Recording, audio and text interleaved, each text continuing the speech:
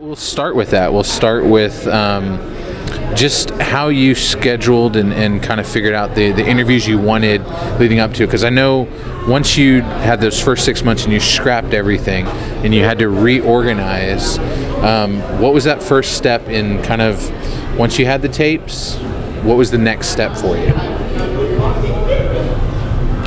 Yeah, once I had the tapes, the next step was really trying to figure out what would be the voices that would carry the tapes and give context to what she wanted to say. And the importance of Robert Osborne is really that he was her best friend and he was still alive.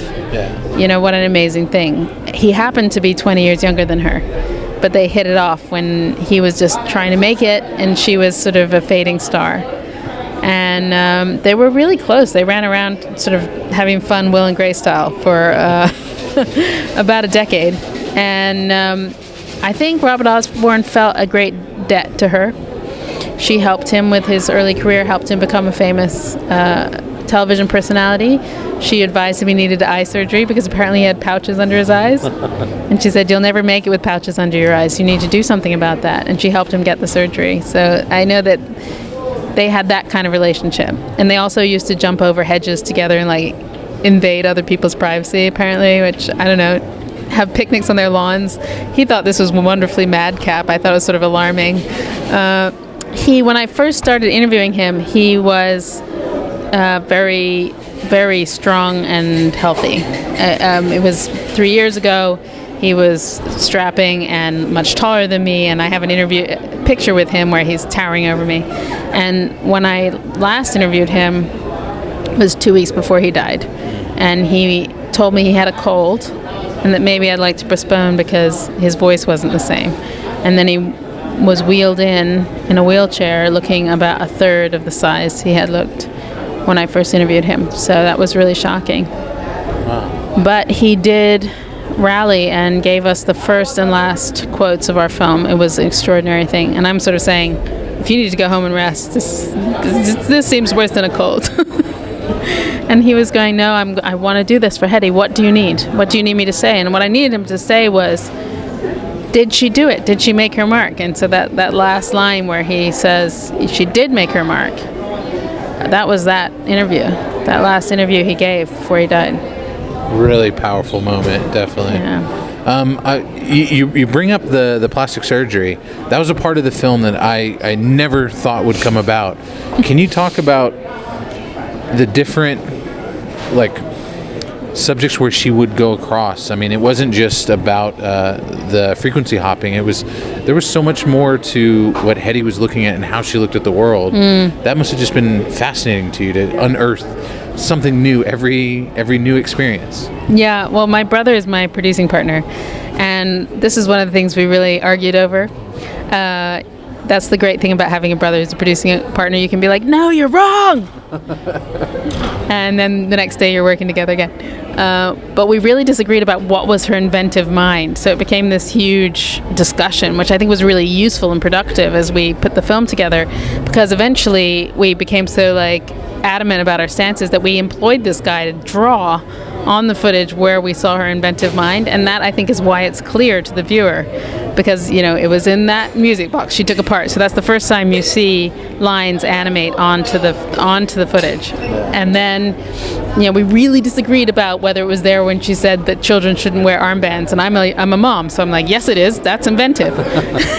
So I got the guy to draw it on the kid's body, and my brother's like, okay, yeah, so I sort of see that, and so that's how we would work. And I think now you can appreciate, looking back, I was wrong about a few things, he was right, but the things we agreed upon, you really can see throughout her life that inventive mind pops through, whether it's as a mom worried about armbands, or if it's when she builds her own ski resort and she designs it and measures it all out and is the architect and the genius behind that as well, or when she's doing her own plastic surgery or designing it for her plastic surgeons. That inventive mind, that crazy way of seeing the world where she controlled everything, it's always there. Can you talk about bringing in the animation? I know Bart talked about or brought up that you didn't go the big budget route when it came to that, but that must have been quite inventive for you. I mean, you're used to interviews, but animation must be a whole new realm. Yeah, it was. It was so fun, so freeing. It was real storytelling in a way you don't get to do as a journalist very often. There is an artist involved, so you don't have to actually put pen to paper, which is so great, because you would be so disappointed if you saw what I would draw. But you get to be in dialogue with this artist, and they bring to life these weird concepts you have. Sometimes your concept is too weird, and what they bring to life is just not right. But, over time, I think if you have a good relationship with your graphic artist, something comes to life that's really cool and exciting, and, they start to bring something to the table that you didn't expect, and, you ask them to amplify that, and something else occurs, which is more than either of you kind of envisioned, which is just a really fantastic part now of the documentary filmmaker's experience that I don't think we used to have in our toolbox before. Yeah. I've got to bring back your family, because I know your brother's involved, but your aunt has a very interesting connection to this whole story. I'd love for you to share that. Weirdest thing. My Aunt Jean, who's an artist in Tribeca, lives in a loft in Tribeca. Her drinking buddy, Fleming, who's a poet in Tribeca until the 70s, one of her best buds is the guy that had HEDY LAMARR's tapes. And I had no idea. I hadn't even met him. I mean, I'd heard her talk about him. I didn't know who this guy was. I found him through the most roundabout way. I mean, I had to research everybody on the record who'd ever talked to HEDY LAMARR 60 times, whatever, called them all, and finally found this guy, and he turns out to be my aunt's drinking buddy. When you said you first listened to the tapes, I mean, that must have just been rejuvenating, because you'd found, okay, this is how we can do this. Yeah. Can you talk about that specific moment and just realizing you're not going to have to go, reinvent the whole story. She's right there. You can listen to what she was saying. You found her. Yeah, I was so much more excited than anybody else. Everyone else was like, "Oh, it's cool, you got tapes." I'm like, "I have tapes." Yeah, for me it was mind blowing. It was like this. It was like magic. It was like I had learned how to do magic. Somehow I had conjured these tapes from thin air, and there they were, and she was talking to me on them. It was, everything about it was weird. I mean, it was kind of magical. I can't explain it. And it was just exhilarating. So actually, after I found the tapes, there was a moment where the filmmaking took off for about 6 months. It was like flying. And then, we had the downward period for 6 months as well. It's an up and down filmmaking, the process. There was a point last Christmas where my film was terrible. And I was sitting on the floor. I remember looking up at the screen and trying to tell my husband that we weren't going to take Christmas holiday because we had a terrible film and I had to recut it. And he said, please don't stay home and recut the film during Christmas. But I did because we had to get it into Tribeca, and to get into Tribeca you have to submit it in January. I had 2 weeks. I recut freaking film by myself and Christmas holidays, and at the end I think we had the beginnings of the film we have now. Wow. And that's what we submitted to Tribeca. What was the Tribeca experience? It almost seems to come full circle. I mean, not only with Fleming, but that must have been really special. It was. I mean, Tribeca, you have to understand, we'd been racing so hard to get this film ready. That we had not, my brother and I had done this together. We had not shown it to anyone when we had our big premiere at Tribeca. And we were there with Susan Sarandon and Diane Kruger and 450 other people, and no one had seen the film. And everyone's just kind of hoping it's not terrible. So we didn't know. We kind of wept the day before when we finished it and jumped around and hugged each other and jumped around some more and felt great. And then my father called and was like, "How do you know this isn't terrible?" And Adam and I we both kept laughing, and he was like very, very worried. And then it was great. We got a standing ovation at Tribeca. Yeah. And that I actually fell down when that happened. I was going up to the stage. I fell down because I was in such shock that people actually liked the film, and then I was crying, and somebody had to like clean up all the makeup on my face, and then I had to get up and talk to these people. But that was one of the most incredible experiences of my life. You know, one of the things in the movie that really hit me hard was when her son accepts the award and she calls during the award ceremony. I think it was one of the most, if that's not the most Jewish element of her, I know that snuck in there.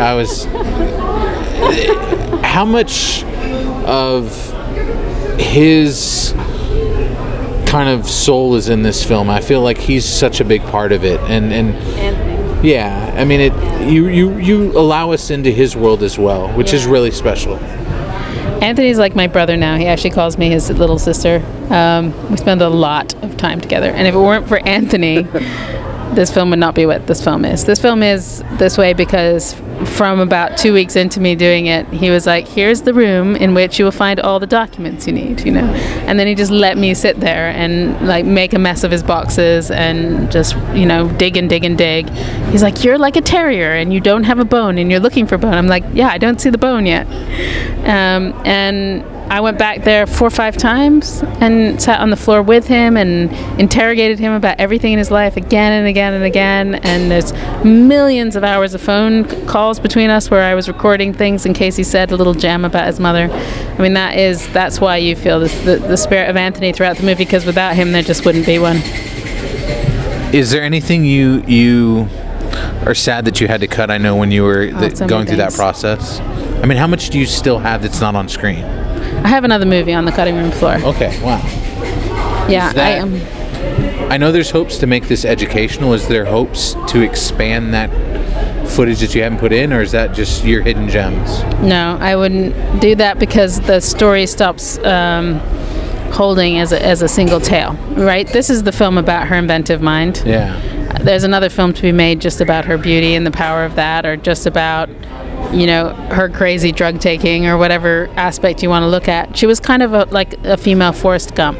She intersected in these crazy ways with history. Like, what's not in the film includes things like she was being hunted down by Charles Manson. Wow. Who wanted to kill her.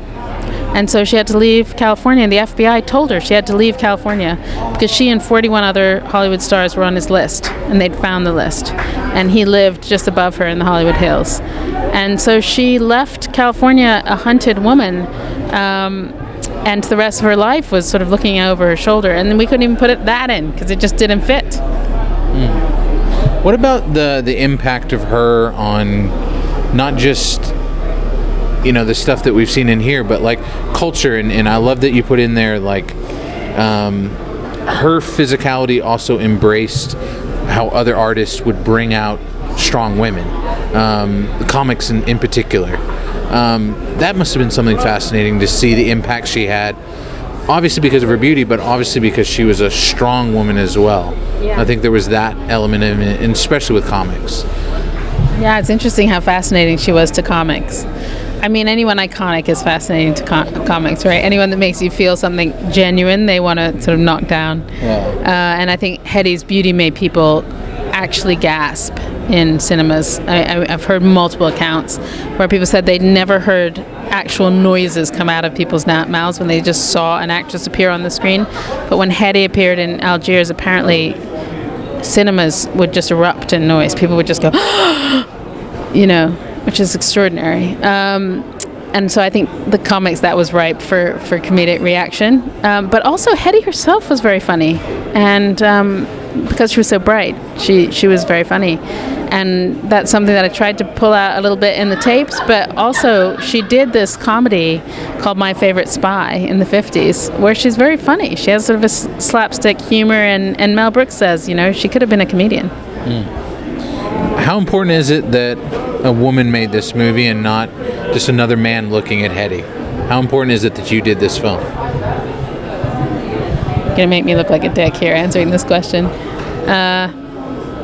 Obviously, a man could have made this film, and because you know, if you're not a woman, it's an act of radical empathy, and men have that capacity. My husband has that capacity. He could have done this film. On the other hand, it enrages me that so many wonderful opportunities are now popping up for women filmmakers around this idea that we may have been overlooked, and that, you know, there are so many great women's stories and they're being given to men. Men are making these series right now about women in history being overlooked on television all the time. And there's all these female directors like,